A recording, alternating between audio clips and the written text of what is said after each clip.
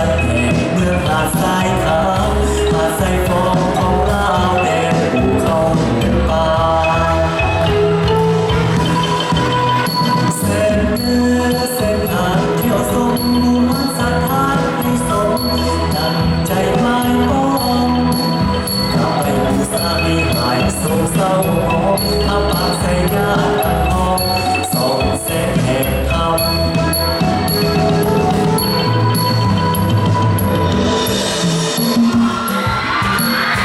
สวนวัฒนธรรมเสียงหวน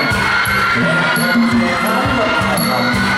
อยู่ข้างสถานที่โด่งดังของเมืองหาดทรายทองเป็นมรดกท้องถิ่นแห่งชาติมานครหลวงเวียงจันทร์มาเมืองหาดทรายทองขอเชิญท่องเที่ยวสวนวัฒนธรรมเสียงหวน